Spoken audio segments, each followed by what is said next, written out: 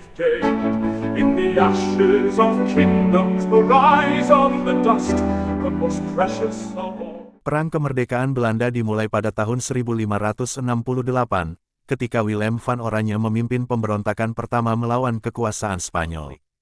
Kesultanan Aceh akhirnya mengirim kapal perang untuk menangkap kapal-kapal Belanda yang dipimpin Frederik de Houtman, di bawah komando Laksamana Malahayati, seorang laksamana wanita dari grup Angkatan Laut Inong Balai Kesultanan Aceh.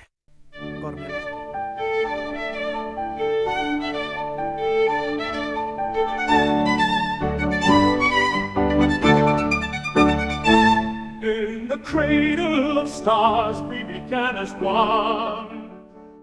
Jatuhnya Konstantinopel ke tangan Turki Ottoman tahun 1453, membawa perubahan geopolitik di dunia saat itu. Negara-negara Eropa tertekan dengan sulitnya mendapatkan barang-barang dari Asia, terutama rempah-rempah yang sangat dibutuhkan orang-orang Eropa di musim dingin, untuk mengawetkan makanan. Turki menetapkan pajak tinggi bagi pedagang untuk masuk jalur perdagangan menuju Eropa, dan kadang memblokade rute-rute perdagangan itu. Dalam kondisi seperti itu bangsa-bangsa Eropa mulai mencari jalan alternatif untuk menemukan rempah-rempah melalui jalur laut.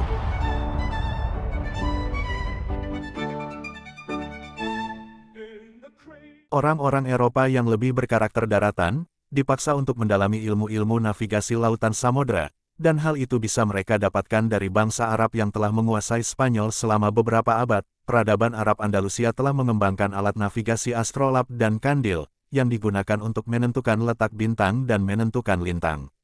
Bangsa Eropa mengembangkan dan menyempurnakan teknologi navigasi kompas magnetik dan peta portolan untuk navigasi pesisir. Orang Eropa mulai mengembangkan kapal yang lebih kuat dan mampu menjelajahi lautan luas, seperti karavel dan galeon. Kapal-kapal ini dirancang untuk pelayaran jarak jauh dengan stabilitas dan kecepatan yang lebih baik. The heart of man, dreams built on tears and on shifting sands. The cruelty of time, the scars we bear. Portugis dan Spanyol menjadi pelopor dalam penjelajahan lautan. Vasco da Gama dari Portugal berhasil menyisir pantai Afrika dan mencapai India pada tahun 1498, 45 tahun setelah jatuhnya Konstantinopel. Columbus mencapai pantai timur benua Amerika tahun 1492, dan orang Eropa bisa mengakses sumber rempah-rempah Asia tanpa harus melalui rute darat yang dikuasai Turki Ottoman. Keberhasilan Spanyol dan Portugal menguasai jalur pelayaran samudera, membuat mereka mendominasi perdagangan rempah-rempah dari Asia. Mereka mengontrol rute perdagangan dengan menguasai Goa India dan Malaka di wilayah Nusantara. Sementara Spanyol menguasai benua Amerika dan berhasil mendapatkan emas dan perak dari bangsa Indian yang mereka taklukkan. The scars we bear, still in the darkest night, love's always there. We reach for the stars, we fall to our knees, driven by desire of ancient. Di sisi lain di daratan Eropa terjadi sebuah gerakan reformasi keagamaan yang dipelopori oleh Martin Luther. Gerakan reformasi keagamaan ini melakukan protes terhadap dominasi gereja Katolik terhadap kehidupan masyarakat. Gerakan reformasi ini menyebar dengan cepat di wilayah Eropa Tengah, Jerman dan Belanda hingga daratan Inggris. Hal itu terjadi akibat ditemukannya mesin cetak Gutenberg, yang mampu mengirimkan pesan reformasi ke penjuru Eropa. Penguasa Eropa dan Paus Roma mulai menekan gerakan reformasi ini. Orang-orang Belanda yang sudah menerima reformasi keagamaan Martin Luther mendapat tekanan dari Raja Spanyol Philip II. Hal ini memicu pemberontakan orang Belanda terhadap penguasa wilayah Belanda saat itu, yaitu Kerajaan Spanyol. Perang kemerdekaan orang-orang Belanda melawan penguasa Spanyol, dikenal dengan Perang 80 tahun. Tahun 1492, kerajaan Islam terakhir di Spanyol takluk oleh serangan negeri Kastilia dan Aragon, dan setelah itu kerajaan Kastilia dan Aragon mulai menerapkan reconquista, yang menyebabkan pengusiran besar-besaran orang-orang Arab dan Yahudi dari Kastilia Spanyol. Orang-orang Yahudi kaum Sefardi mengungsi ke Amsterdam Belanda, dan mereka mulai membangun ekonomi di Amsterdam Belanda.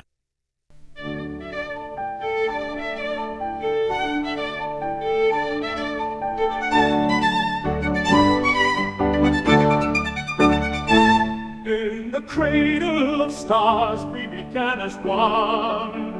From the breath of time beneath the ancient sun.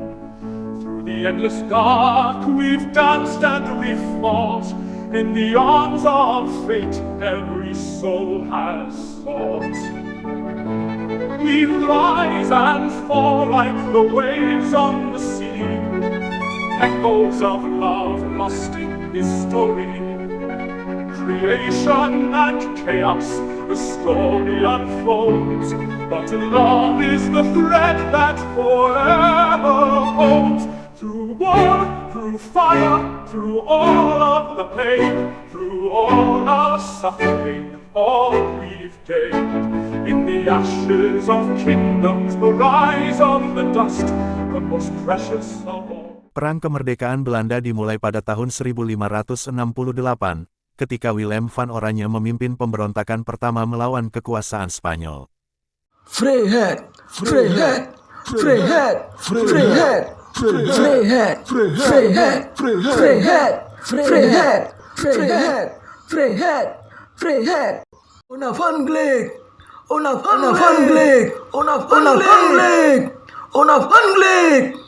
Ter wille van onze vrijheid om onze overtuigingen te kiezen, ter wille van de hervorming van onze religie, zullen we vanaf vandaag strijden tegen Castilië en zullen we de Nederlandse Republiek stichten. Daarvoor moeten we de wapens opnemen. Tahun 1572 pemberontak berhasil merebut kota Brill, dan gelombang dukungan untuk perlawanan Spanyol meningkat. Kota-kota di Belanda bergabung dengan pemberontak, dan Willem van Oranje menjadi simbol perjuangan untuk kemerdekaan dan kebebasan beragama di Eropa.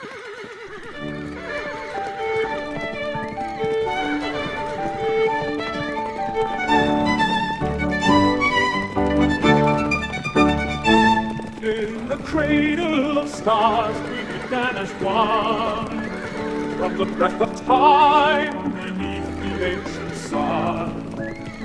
The endless dark we've danced and we've fought, in the arms of fate every soul has fought.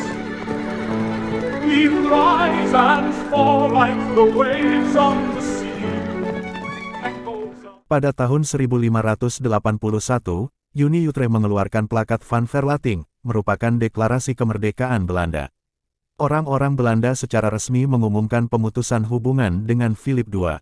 Perjuangan rakyat Belanda untuk lepas dari Spanyol mendapat dukungan dari Inggris dan Perancis.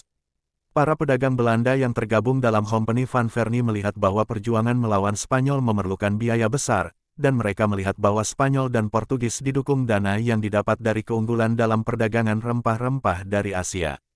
Para pedagang ini lalu membuat rencana untuk mematahkan dominasi perdagangan rempah-rempah oleh Portugis dan Spanyol. Para pedagang kemudian mencari orang yang akan mereka danai untuk ekspedisi perjalanan laut menuju pusat rempah-rempah Asia. Pilihan dijatuhkan pada Cornelis de Houtman. Graag wil ik u voorstellen aan onze expeditieleider, de heer Cornelis de Houtman. De Houtman dipilih karena ia memiliki pengetahuan tentang navigasi dan pengalaman di laut, serta karena ia sempat bekerja di Lisbon, Portugal, yang memberinya wawasan mengenai jalur pelayaran Portugis ke Asia. Ekspedisi Cornelis de Houtman dimulai pada tahun 1595, dengan 4 buah kapal dan 249 anak buah. Tujuan utama dari ekspedisi adalah menemukan pusat rempah-rempah Asia, yaitu Kepulauan Nusantara, untuk mematahkan dominasi perdagangan rempah-rempah oleh Spanyol dan Portugis.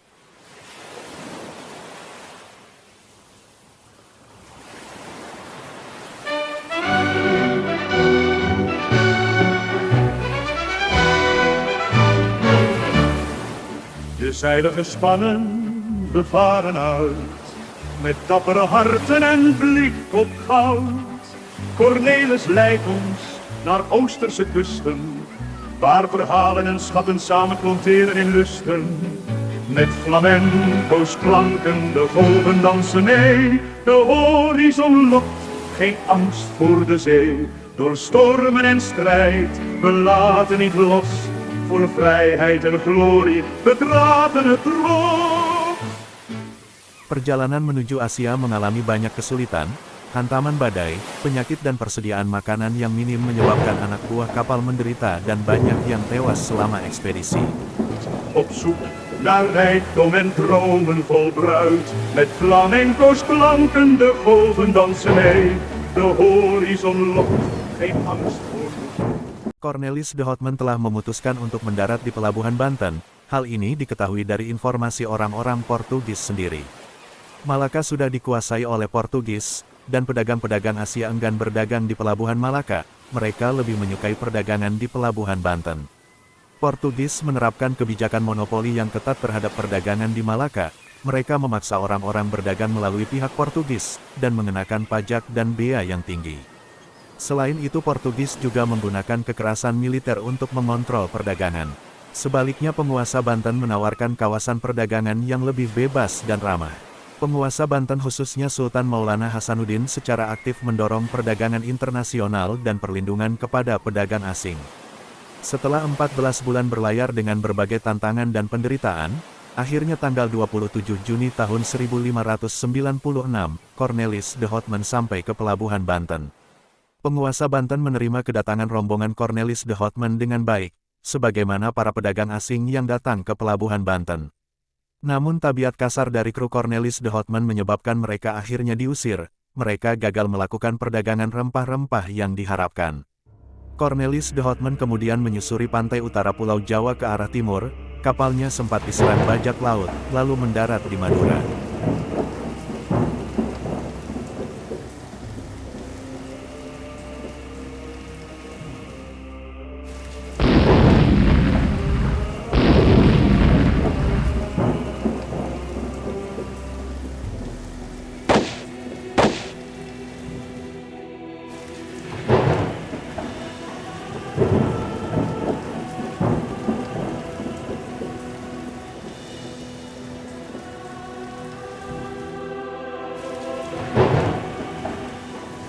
Di Madura orang-orang Cornelis de Houtman kembali terlibat konflik.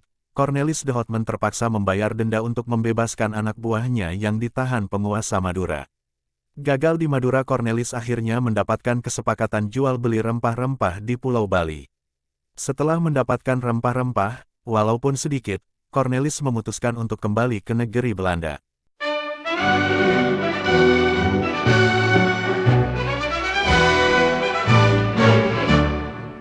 De zeilen gespannen, we varen uit, met dappere harten en blik op goud. Cornelis leidt ons naar Oosterse kusten, waar verhalen en schatten samen klonteren in lusten. Met flamenco's klanken, de golven dansen mee, de horizon lokt, geen angst voor de zee. Door stormen en strijd, we laten niet los. Agustus tahun 1597 Cornelis de Houtman tiba di Amsterdam, dengan kehilangan 2 buah kapal dan anak buah kapal tersisa 87 orang. Kompeni Van Verne mengevaluasi ekspedisi ini, mereka mendapatkan informasi penting jalur laut yang sebelumnya dikuasai Portugis. Cornelis de Houtman menyampaikan bahwa pihak Portugis telah melakukan upaya untuk menggagalkan negosiasi mereka yang berujung konflik dengan penguasa lokal. Menurut informasi orang-orang Portugis telah memberikan info kepada orang Banten bahwa pedagang Belanda akan menipu mereka. Penemuan jalur pelayaran ke Asia memicu kota-kota di Belanda untuk mengirim ekspedisi yang sama. Kongsi dagang kota Middelburg, Rotterdam, Delft, Hoorn dan Enkhuizen mengirim ekspedisi dagang ke Nusantara. Kompeni Van Verne mengirim ekspedisi kedua dengan pemimpin ekspedisi ditunjuk Frederik de Houtman, saudara Cornelis de Houtman. Pada ekspedisi kedua ini Cornelis de Houtman ikut bergabung dalam tim ekspedisi. Pelayaran dimulai tahun 1598. Tahun 1599 mereka tiba di Aceh, dan berusaha menjalin hubungan dagang dengan Kesultanan Aceh, yang saat itu dipimpin oleh Sultan Alauddin Riayat Shah Al-Mukamil. Namun kembali mereka gagal membangun komunikasi yang baik dengan penguasa lokal, hubungan dengan Aceh segera memburuk dan berujung konflik.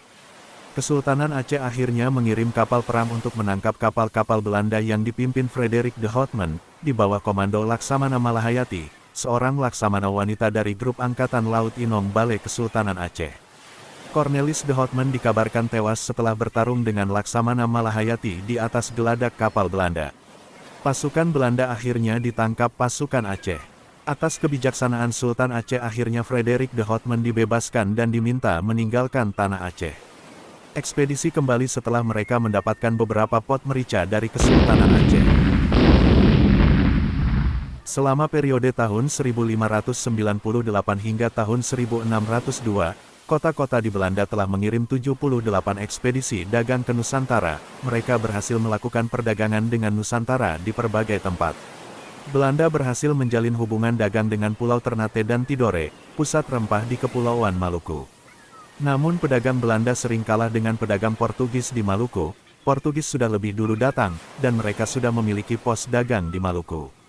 Pihak Portugis melihat kedatangan pedagang Belanda sebagai ancaman bagi mereka. Persaingan rempah-rempah di Eropa menjadi sangat ketat. Inggris mulai mengirim kapal dagang ke Asia dan Nusantara.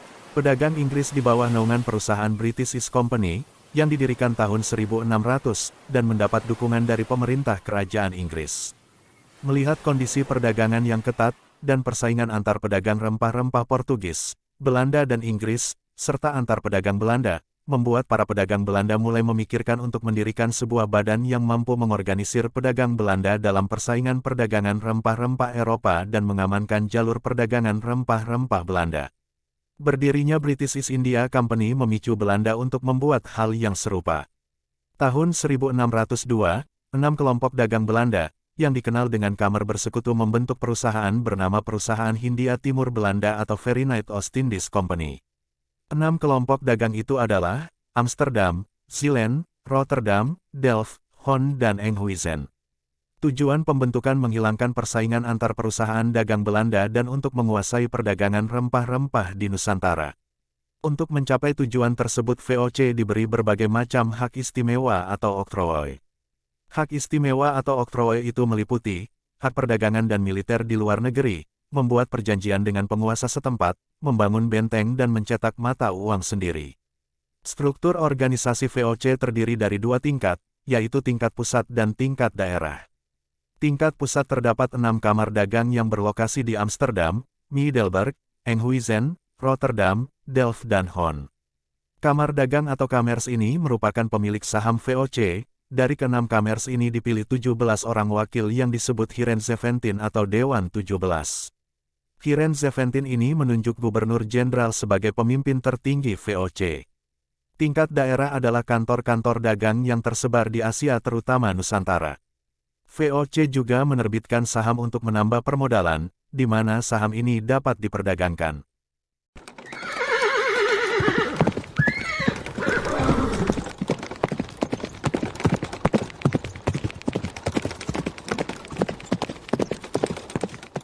Keberhasilan pedagang Belanda mencapai Nusantara meningkatkan kekuatan Belanda dalam perang kemerdekaan melawan Spanyol.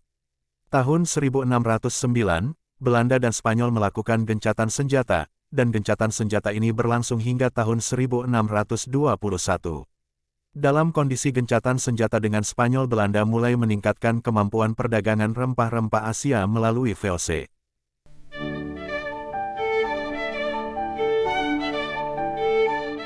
Tahun 1609 Peter Booth diangkat menjadi Gubernur Jenderal VOC pertama, dan Peter Booth langsung mengambil langkah-langkah penting untuk meningkatkan perdagangan perusahaan VOC. Peter Booth mendirikan kantor VOC di Maluku, membuat perjanjian dagang dengan para penguasa di Nusantara. Peter Booth dinilai berhasil menancapkan pondasi VOC di Nusantara, dan mampu mengurangi hegemoni pedagang Portugis.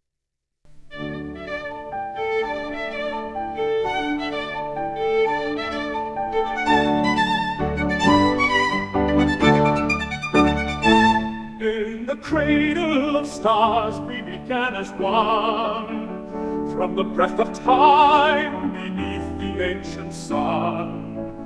Through the endless dark we've danced and we fought, in the arms of fate every soul has sought. We rise and fall like the waves on the sea, echoes of love lost in history. Creation and chaos, the story unfolds, but love is the thread that forever holds. Through war, through fire, through all of the pain, through all our suffering, all we've gained. In the ashes of kingdoms, the rise of the dust, the most precious of all is the love we trust. Ambition burns bright in the heart of man. Dreams built on tears and on shifting sands. The cruelty of time, the scars we bear, still in the darkest night, love's always there. We reach for the stars, we fall to our knees, driven by desire or ancient prophecies. But in the midst of the storm, the truth we know, but love is the flame that forever glows. Through war, through fire, through all of the pain, through all our suffering, all we've gained. In the ashes of kingdoms, the rise of the dust, the most precious of all is the love we trust.